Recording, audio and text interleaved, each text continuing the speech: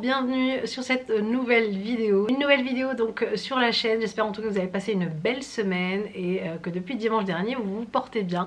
Je vous parle aujourd'hui de l'après-divorce. Donc on a fait un live il n'y a pas très longtemps avec une coach des célibataires et j'ai fait part en fait de tout ce que j'avais traversé au moment de mon divorce et après mon divorce. Donc si vous ne l'avez pas vu, je vous mettrai si vous voulez le lien en barre d'infos pour voir le live. Mais là je reviens donc parce que j'ai eu encore d'autres questions qui se sont rajoutées au live après bien sûr le live qui sont arrivés donc sur Instagram. J'ai eu vraiment pas mal de questions. Alors, je sais que vous êtes friands de ce genre de vidéos conseils, voilà, papotage, etc. Et comme les postées en plus elles ont plus lieu, ça fait un petit moment, donc elles avaient eu un long succès avec Hasnabé, on les a arrêtées donc il y a pas très longtemps et c'est vrai que ce genre de format vous manque ici sur YouTube, donc je suis là pour répondre bien sûr à cette demande. Et aujourd'hui donc on va parler de l'après-divorce et de comment se reconstruire après un divorce. Alors moi je vais vraiment vous parler de ma situation personnelle, de ce que j'ai vécu personnellement, parce que moi je suis pas coach ni professionnelle donc dans de la reconstruction d'un couple ou quoi que ce soit, mais je vous parle vraiment de ma situation personnelle, de ce que j'ai traversé, de ce que j'ai pu rencontrer comme difficulté, ce que j'ai pu avoir comme réussite. Alors, donc pour celles qui ne le savent pas et qui atterrissent donc il n'y a pas très longtemps, qui ont atterri il n'y a pas très longtemps sur ma chaîne, j'ai été divorcée donc pendant quelques années, je me suis remariée et c'est vrai que l'après-divorce n'a pas été tout rose et de toute façon je pense que c'est comme ça dans 99% des cas. On a voilà un divorce qui se passe pas très bien, on va dire, hein. C'est vraiment un miracle quand un divorce se passe très bien, mais c'est un moment où on est en plein doute, un moment où on ne sait plus où on est, où on perd ses repères, donc on est vraiment perdu. On repart à zéro, mais on repart pas à zéro tout de suite, parce que si vous voulez, c'est vraiment un moment où on va, où moi j'ai senti, enfin en tout cas, c'est un moment où je me suis chercher, voilà, c'est vraiment ça, je me suis cherchée. Donc avant vraiment de repartir à zéro, je me suis cherchée, j'ai essayé vraiment de me recentrer sur moi-même, de ce que je voulais, de la vie que je voulais avoir, de pourquoi cet échec, voilà, donc vraiment c'est un moment, c'est quelques années d'ailleurs que j'ai passé seule, hein, je veux dire en tant que maman solo, parce que j'ai élevé ma fille pendant 3 ans toute seule. Du coup, bah, c'est des années où on se dit, la première chose en fait, c'est quand ça arrive, quand cet échec arrive, malheureusement, même si c'est nous qui l'avons voulu, même si c'est nous qui avons, même si c'est moi qui ai fait la demande de divorce, ben c'est toujours un échec. C'est voilà, des deux côtés, je pense que c'est un échec. C'est un échec et il faut d'un échec, il faut toujours tirer donc quelque chose de positif, parce que voilà, toujours derrière un mal, il y a toujours un bien, et la plupart du temps il y a toujours un bien, il y a toujours un après, il y a toujours voilà, après le mauvais temps vient le soleil, et il faut vraiment pouvoir, si vous voulez, en tirer un bénéfice. Il faut vraiment en tirer un bénéfice, en tirer une leçon, et ça sert à ça, les échecs, ça sert à ça de tomber, ça sert à ça de se tromper, et de se dire, ben voilà, quelles sont les choses que j'ai pu faire dans mon passé ou pendant mon mariage d'avant qui ont fait que bah, ça n'a pas fonctionné, quelle personne maintenant je voudrais rencontrer, même si on ne pense pas tout de suite, et je vous le dis franchement, bon, ça n'a pas été mon cas, j'ai vraiment préféré bien aimer être seule pendant 3 ans, voilà, et on a besoin en fait, si vous voulez, on se retrouve nous-mêmes en fait. Voilà, c'est vrai que quand on est dans un couple et quand on est dans un mariage, on s'oublie beaucoup. La plupart du temps, voilà, on vit à deux, on vit pour deux, et on met souvent sa propre personne de côté, ses propres désirs de côté. C'est voilà, on est vraiment focalisé que sur le couple, que voilà, après quand il y a un enfant, c'est vraiment voilà, sur la famille, etc. Mais ce que nous on veut et nos désirs, nos passions, ce qu'on est vraiment nous-mêmes en fait, voilà, notre personne, on la met de côté. Et à ce moment-là, quand on se remet à revivre seul, entre guillemets, si je peux dire, parce que bon, j'avais quand même ma fille, mais à revivre seul en tant que personne, en tant qu'adulte, on a envie de se recentrer, de se dire, ben voilà, ben, qu'est-ce que j'aimerais, moi, qu'est-ce que j'aime dans la vie, quelles sont, ben, voilà, quelles sont enfin en fait mes priorités, quels sont mes désirs, enfin voilà, mes désirs, s'écouter, voilà, c'est ça, c'est vraiment s'écouter et se faire confiance aussi, parce que c'est vrai que c'est pas facile de en fait se retrouver seul face à soi-même. Je crois que c'est la chose la plus dure qui est à faire en fait, mais il faut se le faire, c'est-à-dire qu'il faut se faire face à soi-même et se dire ben voilà, où j'ai raté quelque chose, où j'ai réussi un truc, où est-ce que ça a pas fonctionné. Et si c'est pas de nous que ça vient, y a quand même des choses à améliorer toujours. La première chose, c'est vraiment, on a cette colère, cette haine, ça c'est tout à fait normal, ça arrive toujours après un échec, ça arrive que ce soit après un échec ou après un deuil ou après quoi que ce soit de difficile qui nous arrive dans la vie. Voilà, c'est toujours cette colère de se dire mais pourquoi ça m'arrive à moi, pourquoi ça arrive maintenant, pourquoi c'est maintenant quand j'ai un enfant, pourquoi ça n'a pas été avant que j'ai un enfant. Enfin voilà, c'est pas nous qui le voulons, c'est comme ça, c'est le destin, c'est le mektoub, c'est la vie qui a voulu ainsi, qui a voulu que ça arrive à ce moment-là. Et c'est vrai qu'on a toujours cette colère et c'est humain d'avoir cette sensation, hein, c'est pas anormal, tout le monde passe par là.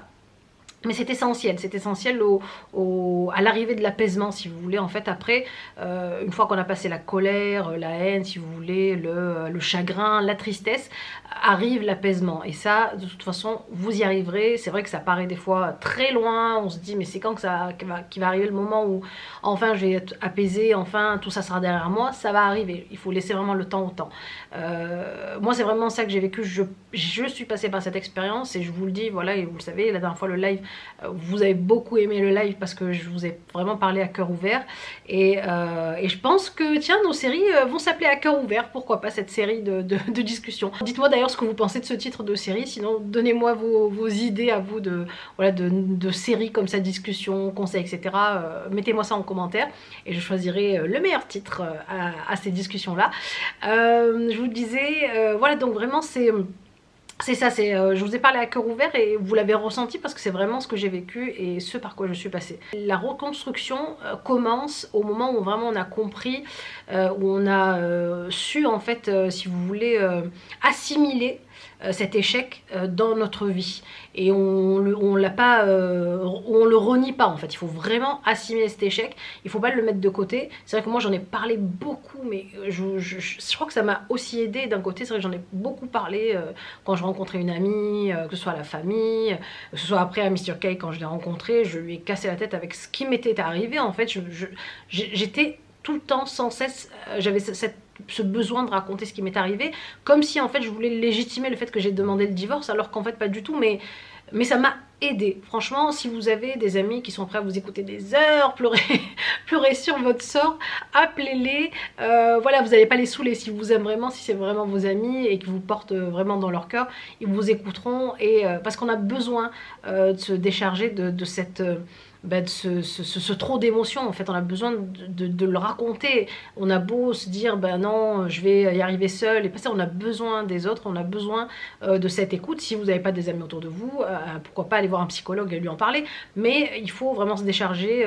Moi j'ai eu besoin vraiment d'en parler souvent et pendant les 3 années là je me suis dit bon ok, t'as pleuré, ok, t'as été triste, ok, on t'a fait du mal, ok, ça a été, je crois, la pire expérience de ta vie, mais maintenant, qu'est-ce qu'il faut que je fasse, surtout quand on a un enfant. Je vous dis, moi, ça m'a vraiment aidé, ça m'a permis d'avoir un coup de boost, de me dire, non, si je le fais pas pour moi, il faut au moins que je le fasse pour ma fille. Le fait de se relever, le fait de vouloir aller chercher un travail, maintenant comment je vais pouvoir gagner ma vie pour enfin élever mon enfant seul, voilà. Et en fait après votre esprit va arrêter, en fait en commençant à vouloir arranger votre vie, votre esprit va arrêter de se focaliser sur cette tristesse, quoique des fois quand on arrive le soir et qu'on on a couché l'enfant et qu'on est là seul dans sa télé ou devant son ordinateur, ça revient un peu, on y repense, on est re-triste encore, enfin voilà, je sais que ça se dit pas re-triste, mais voilà, on est triste encore une fois. Et du coup, voilà, il faut vraiment pouvoir se focaliser sur autre chose et essayer de faire quelque chose de positif dans sa vie, qui amène du positif, qui vous amène de la vivacité, du punch dans votre vie, voilà, que ce soit un nouveau travail, je sais pas moi, de nouveaux amis, de nouvelles rencontres, que sais-je, quelque chose de nouveau dans votre vie qui va en fait faire que vous allez penser à ça plutôt qu'à ce qui vous est arrivé, même si c'est très difficile, même s'il y a des divorces qui se passent mais qui durent des années. Moi personnellement, je vous vous avais dit, j'ai eu un parcours général, littéraire, j'ai été à la faculté, sauf que dans le fait dans le petit malheur d'avoir quitté la fac, hein, parce que c'est vrai que j'aurais, avec le recul maintenant, aimé continuer l'université, je me suis lancée dans un CAP esthétique, j'ai été donc diplômée esthéticienne, et c'est vrai que ce diplôme-là, ce mini-diplôme, c'est même pas mon bac en fait qui a réussi à me reconstruire, c'est que c'est ce petit diplôme-là qui a fait qu'en fait ma vie après a complètement changé niveau professionnel et même dans ma vie, hein, parce qu'aujourd'hui si je suis là, c'est parce que j'avais ce diplôme de CAP esthétique, parce que après mon divorce, je me suis dit tiens, il va falloir que j'aille rebosser, que je me suis mis donc à mon compte et je suis repartie donc travailler et faire des épilations, faire des massages, faire des soins, etc. avec ma grosse table, donc ma table d'esthétique sur le dos, mon gros sac plein de produits esthétiques sur le dos et d'aller donc chez les gens et travailler chez les gens. Et voilà, je me rappelle encore de mon premier échec, c'était juste une épilation des lèvres. Je me suis investie dans ça et je me suis dit, bah voilà, je peux gagner mon argent seule, je peux vivre seule, je peux élever ma fille seule. Voilà, on reste pas seul indéfiniment, hein, et moi c'était pas mon but de rester seule indéfiniment, mais ça m'a beaucoup aidé de me dire voilà je suis capable de ça, tiens j'ai pas été peut-être pas capable que mon mariage fonctionne mais je suis capable de faire fonctionner un ménage si vous voulez entre guillemets une famille à deux, maman et enfant, et je suis capable de subvenir aux besoins de ma fille seule. Ce qui m'a aussi aidé c'est le fait aussi de sortir, de voir des amis, de voir des gens, la famille aussi, ça c'est vraiment un truc qui a été aussi un gros plus dans ce changement de vie à ce moment-là et cette reconstruction, c'est que ma famille, et j'ai eu de la chance d'avoir une famille qui était à l'écoute. Je sais que c'est pas le cas de tout le monde. Moi je sais que j'ai encore pas mal de femmes mariées encore ou en train de divorcer ou avec l'envie de divorcer ou voilà, des problèmes dans leur vie qui n'ont pas du tout le soutien de leur famille, qui au contraire se font lyncher si elles parlent de ça va pas dans mon couple ou si elles parlent de ce qui se passe mal dans leur couple. Et ça non, c'est primordial d'avoir l'écoute de votre famille. Si c'est pas de vos parents, au moins de vos sœurs ou de vos tantes, de vos cousines, que sais-je, mais quelqu'un de la famille qui peut vous comprendre et voilà, et vous booster et vous encourager, que ce soit pour rester ou pour améliorer votre mariage ou pour divorcer, mais en tout cas vous encourager dans votre démarche. Et donc les amis entre guillemets, voilà, j'avais pas énormément d'amis, mais c'est vrai que j'avais des amis qui étaient là pour me soutenir, pour me dire bah, t'inquiète, ça va passer, etc. Donc voilà, on a besoin quand même on a besoin des gens, on peut pas en fait passer si vous voulez ce cap seul. Et même je vous dis, si vous n'avez pas d'amis, vous n'avez pas de famille, allez voir quelqu'un, un psychologue, payez quelqu'un pour lui parler mais faites en sorte de ne pas garder ça pour vous. Je pense que je vous ai parlé un peu des trois principales choses qui ont fait que je me suis reconstruite après, et la reconstruction ne vient pas en un seul coup aussi, hein. La reconstruction ça arrive pas du jour au lendemain, tiens je clique des doigts, ça y est je suis reconstruite, allez je refais ma vie. Ça va arriver après avec peut-être la personne que vous allez rencontrer ou pas, hein. Mais moi ça a été mon cas, j'ai rencontré une personne bon, déjà que j'ai eu du mal à intégrer à ma vie, tellement ma vie après me plaisait en étant maman solo. Bon c'est vrai que j'avais des hauts et des bas, c'est vrai que mon train de vie avait vraiment beaucoup chuté, et ça c'est tout à fait normal, on s'y attend, et je m'y attendais, je savais très bien que j'allais passer par des coups très durs, mais je me disais tant pis. La seule chose qui m'importait, c'était vraiment de sortir de ce mariage. Rencontrer quelqu'un de bien et donc vraiment votre moitié, ça aide beaucoup aussi à la reconstruction, on va pas se le cacher. Pas lier en fait le fait d'être heureux à une autre personne, ça je comprends, de mettre cette responsabilité sur le dos de l'autre, hein, c'est pas ça, mais ça aide franchement, c'est à 50%, ça aide à vous faire avancer. Donc voilà mes belles pour cette vidéo à cœur ouvert. J'espère en tout cas que ce genre de sujet vous plaît, ce genre de vidéo vous plaise. Voilà, j'essaie vraiment sur ma chaîne, comme vraiment que ma chaîne me ressemble beaucoup. Voilà, il y a des moments où j'ai envie de discuter, il y a des moments où j'ai envie de vous parler de mes pensées, de ce que je pense, j'ai envie de vous partager de la déco, des vêtements, l'éducation des enfants, enfin que sais-je, des recettes, etc. C'est vraiment moi en fait, elle me ressemble cette chaîne, c'est vraiment ça. Donc quand vous regardez ma chaîne, vous vous dites bah c'est vraiment plein de petits morceaux de ma vie comme ça qui se suivent les uns derrière les autres. Donc en tout cas j'espère que cette vidéo vous aura plu. N'hésitez pas bien sûr à cliquer sur j'aime si vous l'avez aimé, à continuer à vous abonner. Dites-moi ce que vous en avez pensé en commentaire, je me ferai vraiment un plaisir de vous répondre. Sur ce, je vous fais un très gros bisou, je vous embrasse vraiment très fort et je vous dis à bientôt pour une nouvelle vidéo. Bisous.